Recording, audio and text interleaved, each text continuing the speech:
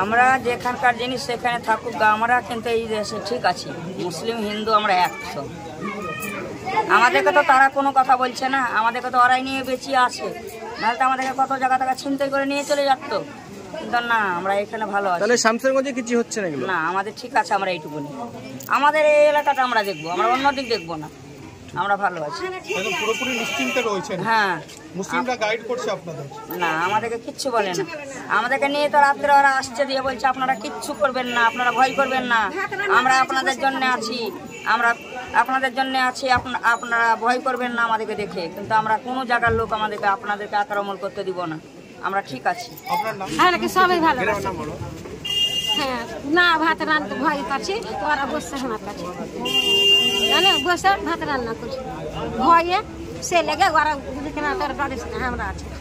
মুসলমান বলছে, মুসলমানরা বলছে আমরা আছি, কেন ভয় করবেন না, তাই তো? হ্যাঁ। না না, আমরা আতঙ্কিত নাই। কেন যে এখানকার মুসলিমগুলো আছে, আমরা অনেক দিন ধরে, আমার বাপ দাদা এখানেই সব জন্ম, এখানেই মানুষ, আমরা কোনো আতঙ্কিত নাই।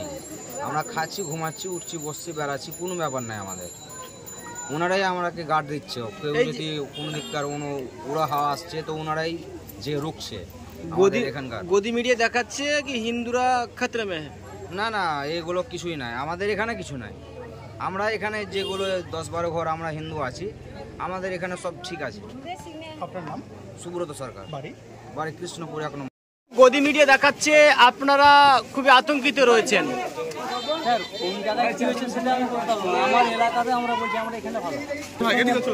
এখান থেকে আমরা চলাফেরে সব দিনকে একই রকমই ভালো। আপনাদের মারধর কেউ করছে? না না, কেউ আপনার বাড়ি ঘরে যে অশান্তি করছে? না না, অশান্তি করবে কেন? আপনার বাড়িতে কেউ বোমা ফাটিয়েছে? না না, সব ঠিকঠাক। কি নাম আপনার? গোমরাজ সরকার, বাড়ি কৃষ্ণপুর।